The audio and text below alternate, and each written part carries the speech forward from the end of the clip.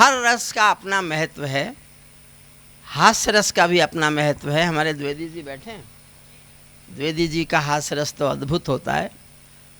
मैं हास्य का विरोधी नहीं हूँ, लेकिन एक ज्ञान देता हूँ। ज्ञान वो ही दे सकता है जो थोड़ा पढ़ा लिखा कवि हो। मैं इनकी तरह नहीं हूँ, औरों की तरह नहीं हूँ शुक्ला जी, मैं थोड़ा पढ़ा लिखा कवि हूँ। आप जिसके साथ खुल के हंस सकते हो ना, उसके साथ केवल 24 घंटे बिता सकते हो, केवल 24 घंटे। लेकिन जिसके साथ आप खुलकर रो सकते हो, उसके साथ पूरी एक उम्र गुजारी जा सकती है। इस बात को याद रखिए। क्या बात है दादा। अब आंसू का महत्व ज़्यादा है कि हंसी का, ये आप तय कर लीजिएगा। देखिए, मुझे समझने के लिए, सुनने के लिए, क्योंकि पहली बार आया हूँ, एक बात समझ लो, मैं वो कलम नहीं हूँ जो बिक जाती हो दरबारों में। मैं शब्दों की दीप शिखा हूँ अंधियारे चौबारों में। मैं वाणी का राजदूत हूँ, सच पर मरने वाला हूँ, डाकू को डाकू कहने की हिम्मत करने वाला हूँ। डाकू को डाकू कहने की हिम्मत करने वाला हूँ। मेरी कलम वचन देती है अंधियारों से लड़ने की, राजमहल के राज मुकुट के आगे तनकर अड़ने की। उस कवि का मर जाना ही अच्छा है जो खुददार नहीं। देश जले मैं कुछ ना बोलूं, मैं ऐसा गद्दार नहीं। देश जले मैं कुछ ना बोलूं। मैं एक सहज सी कविता शुरू करता हूं, बहुत सहज सी, सुनिएगा। और द्विवेदी जी के लिए तो मैं कुछ कहूँगा नहीं, क्योंकि मुझे पता नहीं चलता कि किस समय ये थे और किस समय ये हैं।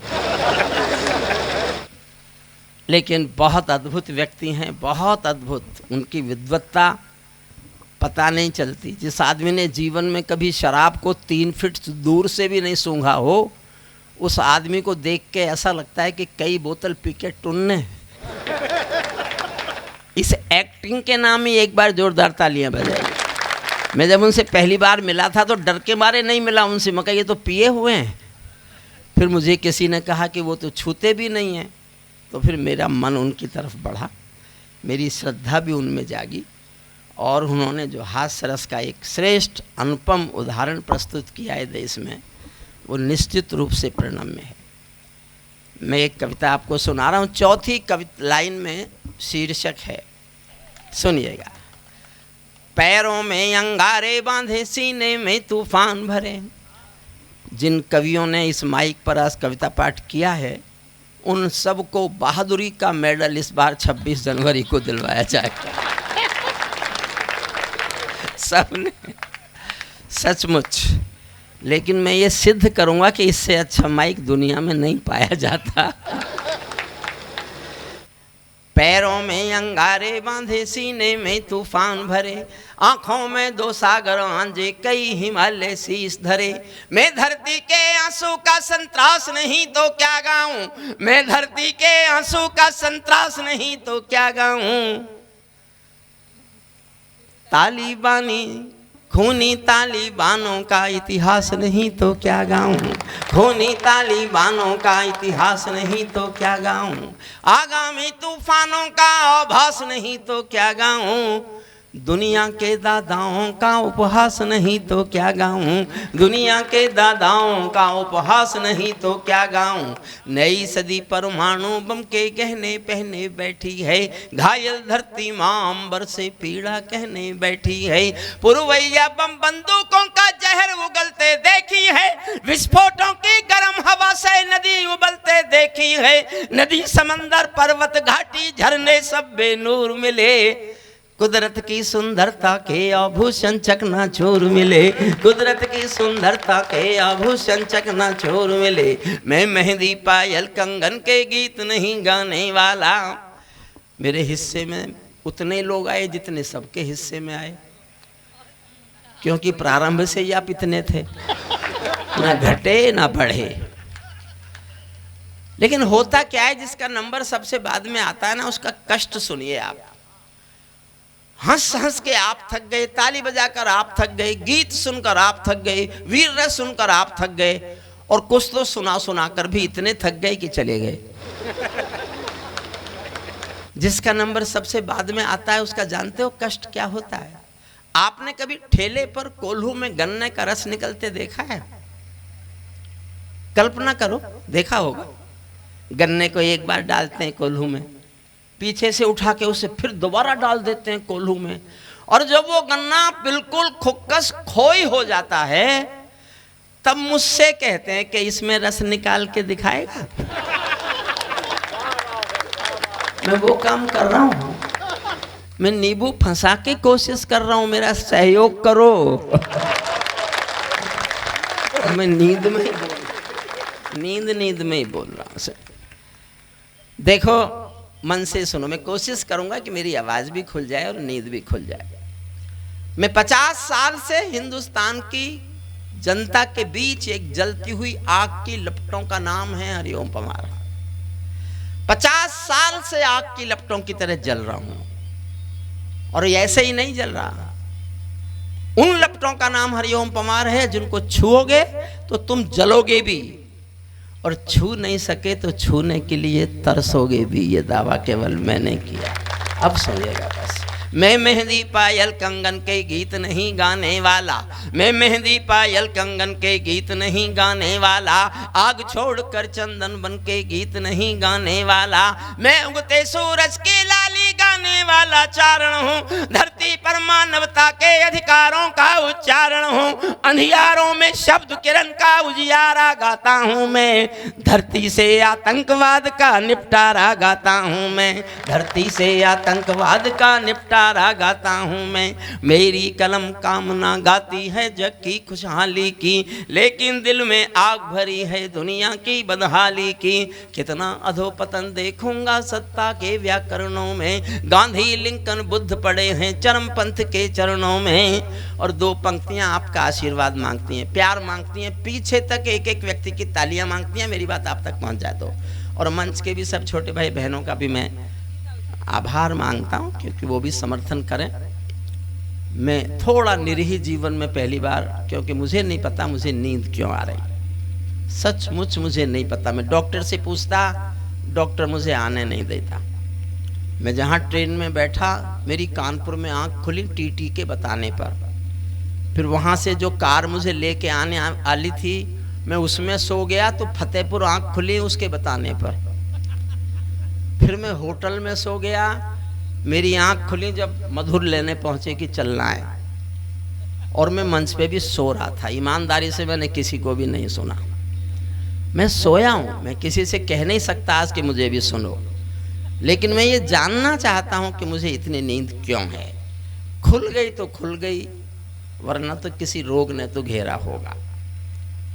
कितना अधोपतन देखूंगा सत्ता के व्याकरणों में, गांधी लिंकन बुद्ध पड़े हैं चरमपंथ के चरणों में। मुझको ये पूरी दुनिया लाचार दिखाई देती है, मुझको ये पूरी दुनिया लाचार दिखाई देती है। चीर हरण के चौसर का दरबार दिखाई देती है, चीर हरण के चौसर का दरबार दिखाई देती है। गंधारी की धरती पर भूचाल दिखाई देता है, अफगानों का जनजीवन बदहाल दिखाई देता है। तोप तमंचों से घायल परिवेश दिखाई देता है, खूनी बाजों के पंजों में देश दिखाई देता है, खूनी बाजों के पंजों में देश दिखाई देता है। यूएनओ में दुनिया का विश्वास टूटते देखा है, हथियारों के बल पर कोई देश लूटते देखा है, हथियारों के बल पर। वापस बैठिए, वापस वापस वापस आओ। ये कोई पार्लियामेंट है जिसका मन करेगा उठ के चल देगा? ये अदब की महफिल है भैया। मेरे कविता पाठ करते समय किसी का उठ के जाने का साहस? अखिलेश यादव की सरकार होती तो यश भारती मिलती कि आप वो बहादुर व्यक्ति हैं कि जो हरिओम पंवार के कविता पाठ के बीच में भी उठे।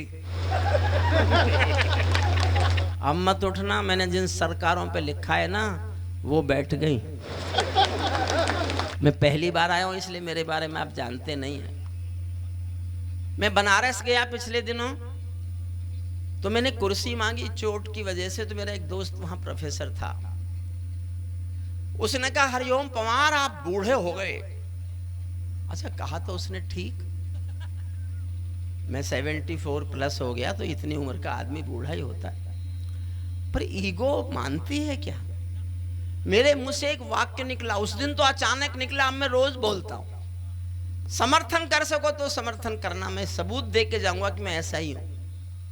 मेरे मुंह से निकला, देख दोस्त, जब सूरज शाम को ढलता है ना, उस वक्त भी उसका नाम सूरज ही होता है। मेरा समर्थन करना, 6 लाइन पढ़ रहा हूं। मैं सूरज के साम्राज्य से आंख मिलाने वाला हूं, मैं सूरज के साम्राज्य से आंख मिलाने वाला हूं, दुनिया के हर दादा का मैं ताज हिलाने वाला हूं।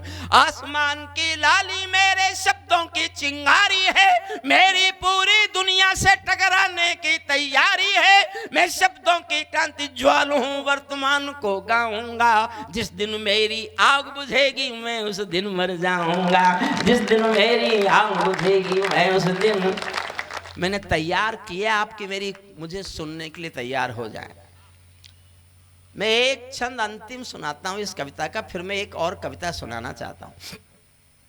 जिस दिन तालिबानियों ने कब्जा किया अफगानिस्तान पर, उस दिन उनके एक प्रेस प्रवक्ता ने बार बार बयान दिया, तो बार बार प्रेस प्रवक्ता बोल रहा था तालिबानियों का, we have got our motherland, Kabul and total Afghanistan, our next target is Jammu and Kashmir, and due to brotherhood we will support the jihad in Jammu and Kashmir and we will get it liberated.